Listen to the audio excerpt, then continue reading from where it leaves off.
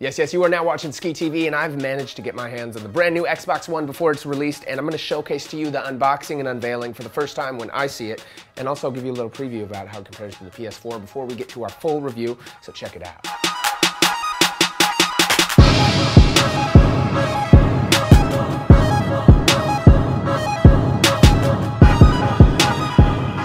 All right, so first up, let's start with the box. It comes with a two-tone black box, glossy and matte. It's similar to the system, how it's supposed to look. We'll see in a second.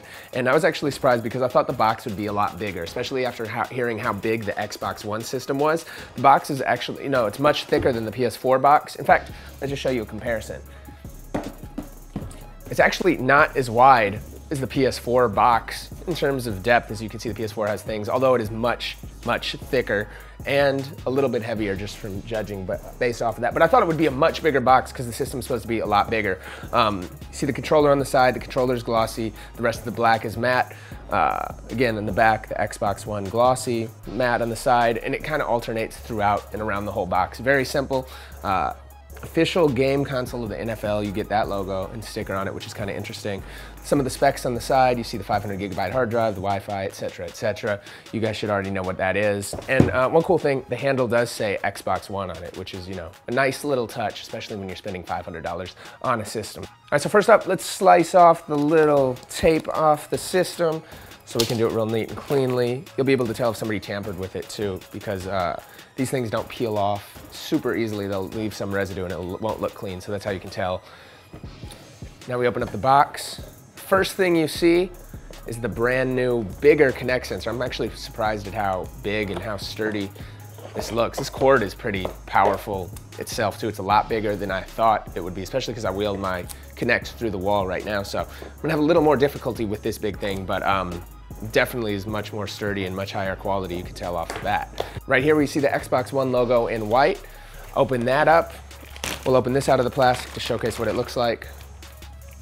And it's kind of interesting because the bottom connector that connects to the actual remote control is a lot bigger than previous ones. However, you have the volume on here and a mute button. They're different buttons. It's a total different layout than the previous Xbox 360. Also, the controller looks pretty good. It has like a nice neon green circle, the Xbox color around it to identify it. Again, in the same thing with the Xbox One, you get the matte black and the glossy black. It has the Xbox One on the side. We'll move on from the headset now to the controller, which comes wrapped, not in the plastic bag like the rest of the components. It's like a weird little black bag, and there's something loose inside it, which are 2 batteries. So it's nice that they actually include the batteries. So if you get it Christmas morning with the games and you're out of batteries, you don't have to run to the store. So I've actually held and played with this controller for a little while before. I actually really like it. The original Xbox 360 controller is so incredible. They haven't done too much despite spending millions of dollars in research to figure out what it was. There's definitely some improvements we'll get onto our review later in terms of like how you'll feel the feedback from some of the triggers. And one cool thing about this is the day 1 edition. So on this remote, it actually says day 1, 2013. Now, probably the best thing about this controller compared to the Xbox 360 one is that there's no more battery bump. So you know how the Xbox 360 was a battery bump? This one is all flat in the back. So the batteries just fit right in there, which we'll do momentarily. But first, let's see what else is in the box. It seems like we have an HDMI cable right here. It's a pretty big size, so that's good. A lot of the HDMI cables that come with systems nowadays, or any product, are a lot smaller. It's a little longer than I thought it would be. You get the Xbox One Quick Start Setup Guide. The official Xbox Day 1 card. Now what this is a QR code that the Kinect can read, and it'll give you a special exclusive achievement on your Xbox Live subscription. Get a little old school Xbox sticker, a promotion to buy another controller, as well as get Xbox Live Gold, which we already have. And then the little legal form that comes with it and nobody cares about. Now this whole section is the actual power section. Yes, you have a power brick, again, familiar to you Xbox 360 users, and a lot of people don't like to jump on Microsoft and say how annoying it is to have this big brick. And yes, it is, especially if you're trying to transport it, but at the end of the day, 99.9% of us leave our system in the same place over and over, and you never see this again once it's installed. So maybe annoying the first time, but it's better than trying to make the unit bigger and put it in there. Who really cares? You get a big power brick that comes with it.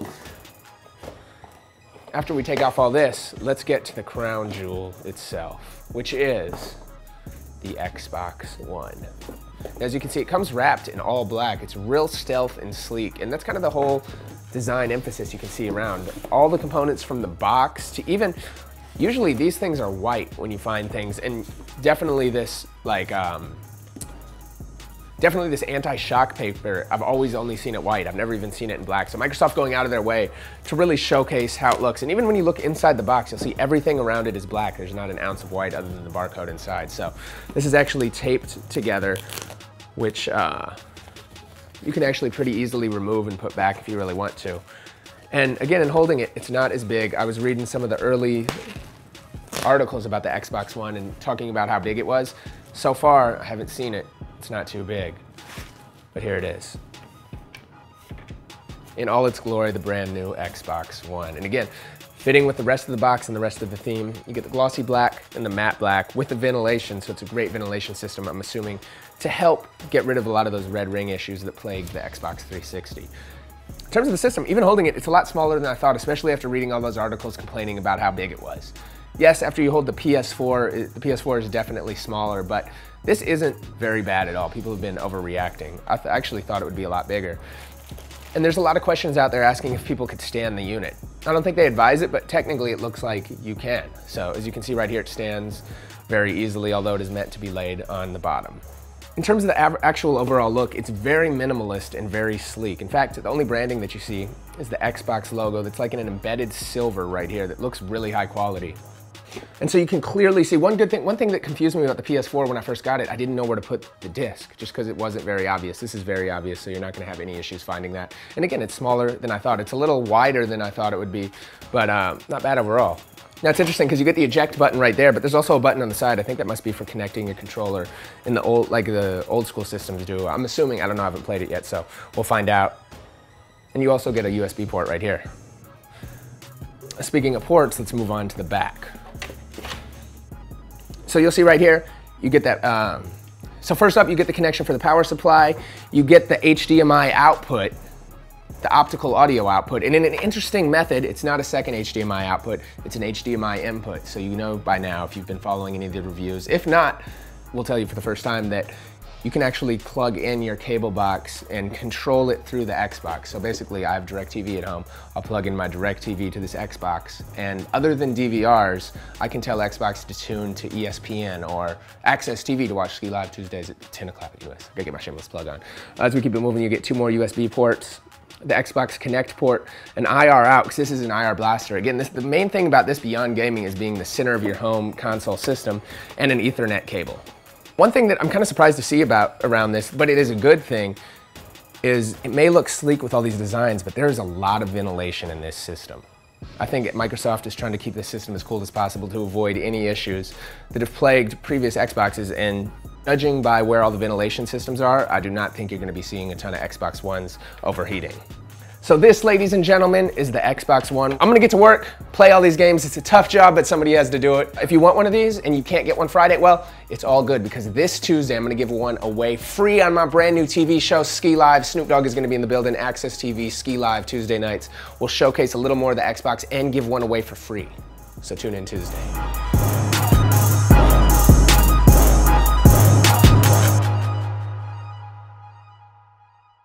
I've gotten a lot more like scheduled. I've been able to, you know, place things and just accomplish them and knock them out a little bit better. Should've played for the house. I should've played for the right. I should've played for the house. Cause I'm ballin', but I'm in the backseat. I should've played for the right. I should've played for the house. I should've played for the right.